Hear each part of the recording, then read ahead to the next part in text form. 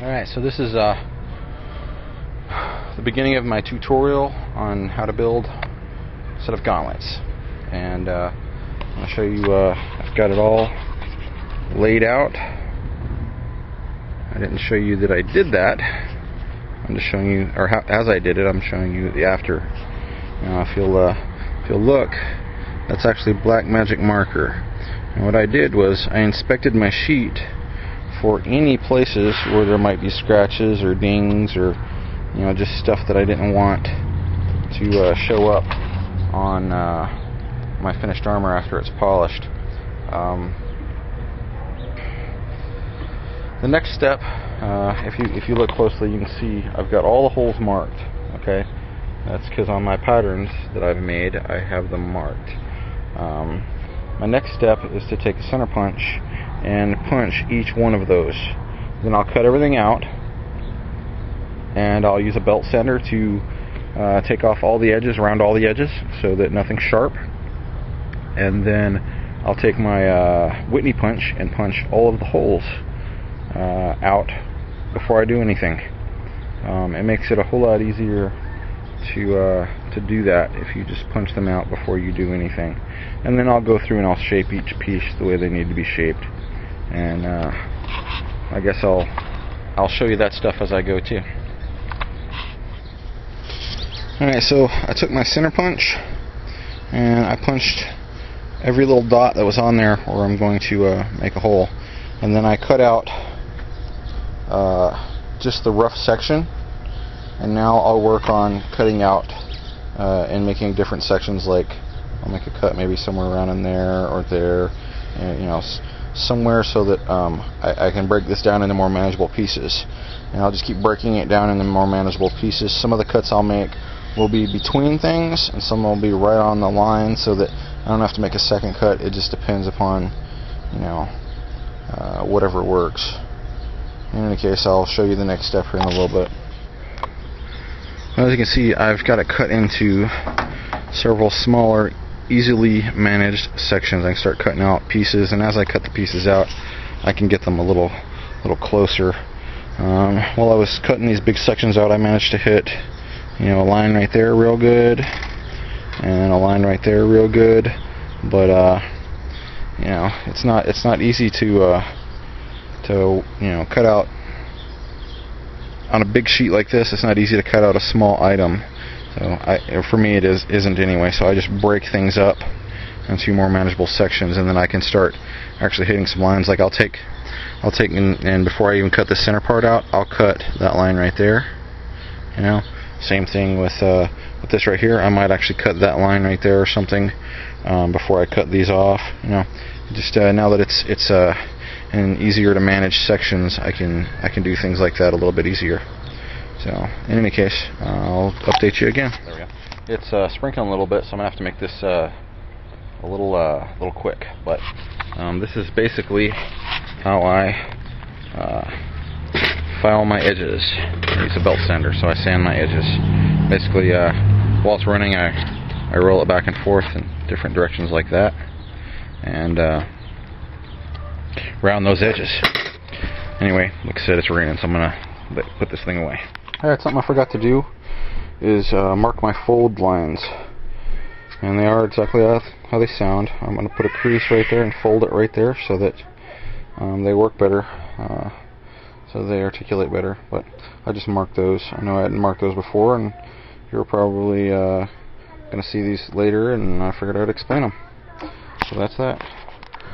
Alright, so I took my pieces, and I don't know if you can tell, but they're dished. Okay. This is actually the end piece of a gauntlet, but you can see there's a nice curve to them. And I'm starting to punch holes, but before I punch the holes, I put a bend. See that line right there? See where the bend is? It's really difficult to tell, but I put a bend in them. Let me grab one, maybe it's a little bit more pronounced. Yeah, there you go. I bent it along that line as best I could. Okay, and I figured, let me backtrack a little bit. I use an ironmonger dish and weighted rawhide mallets. to shape these pieces. So that was my phone, sorry, but that's pretty standard. So I'm going to put some holes in these, put some rivets in them, and then work the articulation out in them. You kind of do it as you go, but I'll give you some. Oh, and I'm punching holes with a Whitney punch. It's like $30 on eBay a long time ago. Very valuable, definitely in the field. And it comes with a bunch of different size punches that you can use, so it's really handy. But I will update y'all some more whenever I maybe got some articulation going. Alright, it's me again, and we are sitting on the living room, or on the kitchen floor near the living room. If you hear rain, that's for two reasons. A, it's raining, and B, the TV is raining also. We use the rain sounds to put the boys to sleep, and it works to kind of match the sound of my hammering. But this is what I've done so far. You can see it articulates so freely and is almost circular after it's put together. But this is the end of your hand. Now it goes underneath there. I guess you can show that, and curls up whenever you curl your hand. In any case, I use these nice steel rivets. Wow, that's just very grainy on my end. I can't imagine what it's like on yours. And I cut them down to the size that I need with a pair of there we go, bolt cutters. So that's pretty much that. And that's my darling daughter's feet. She's keeping me company and telling me stories about zombies that she's made up with her Barbies. So I'm so proud. Any case, I'll show you some more whenever I got some more. Alright. I'll show you the three pieces for the back of the hand. And that right there goes right on the wrist. This right here goes on the back of the hand and partial thumb coverage. And then this right here, that is the bell. And if you make just this, then you have a half gauntlet, okay? And that's kind of what I'm making here right now, is because I've already got the gauntlets done that I showed y'all without being able to record it because it was dark. So I'm going to make a half gauntlet with using the same pattern. And then all you'd need to do is punch a hole up here and up here to mount the rest. The little roly-poly bit that I made, you'd mount that there, and then it would be a full gauntlet. You know, of course, you'd have to mount the thumb too. But I will show these pieces as I go. I'm not going to be able to show you what I do to them. I'll just explain it to you because I've only got 2 hands and I need 3, or at least a tripod or something. I'll be working on that. In any case, I'll get back with you here in a minute. I've given some rough shape to things. As you can see, I have some rough shape to the bell. Okay, it's really still a flat piece. It's just been curved around. I want you to notice that I've got one plane. All right. Don't know how to explain that, but if I tip this, everything like lines up into one plane, and that's kind of what you want. You don't want this thing all twisted up. I've given some rough shape to the back of the wrist piece, and I've also given some shape to the back of the hand piece. And ooh, that's scratched. I'm gonna have to flip that around and make that a lefty. That's what I was gonna do to that piece anyway, so I guess I'll do that. And then I'm gonna take and I'm going to dish this a little bit just along this edge here, and that's going to add some strength to this thing. And you know, right now I can bend these by hand. Once I get most of the shape, I can't bend it by hand. I'll show you a demonstration of that. Well, let's just do it like this. And I just flattened it out quite a bit. Yeah. It's you know, one-handed pushing against something, I can bend it. In any case, once you dish it out a little bit and move some of the other parts around on it, it becomes very, very easy, or very, very difficult to actually bend by hand. And I'll show you some more of that in a bit. All right, this is the bell, and as you can see, I've turned that edge up a little bit, okay, and also this edge right here. Get a good side view of it real quick. See, it's turned up a little bit. Alright, now I can put a lot of pressure on this thing this way or this way. I mean, significantly more than I would before, because you've got this edge here and this edge here now supporting it in two different directions. See, it had strength that way. Alright, now along the edge it has strength on this plane, and now on this edge it has strength on this plane. So, I mean, trying to get all this to bend, you're going to be able to, dent it in here real easily, because it's a nice flat area. If it was flat, but it's rolled along this plane, so it makes it more difficult. So it's supported along this plane, and then once we turn that up and turn this out, now it's supported in two more planes, and it's not gonna lose its shape very easily. It'll take a dent here and there just through a hard shot, but that's what happens. And then of course this piece right here, it's just been shaped a little bit. It's gonna go in there, and I'm gonna have to widen it out a little bit to get it to work. And then this piece right here, this is a little bit more complicated.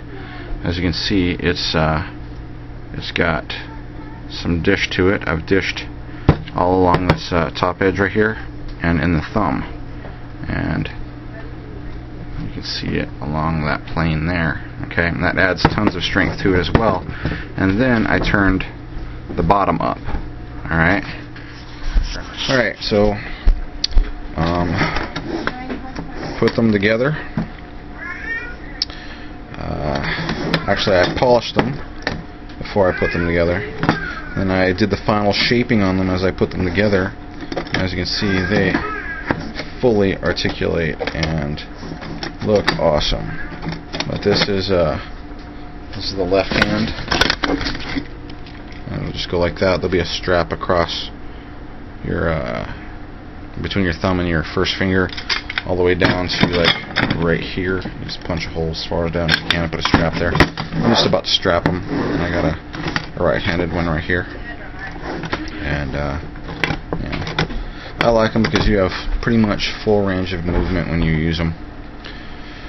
But that's how you make the half gauntlet and the base for the gauntlets. It's exactly the same thing for me.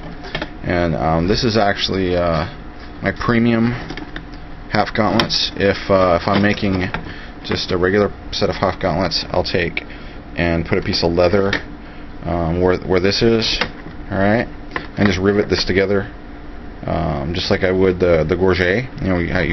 How I do the two pieces on the gorget, so that this is static. It doesn't move. It'll just sit like that with the rivets holding the leather, holding everything together at that point right there.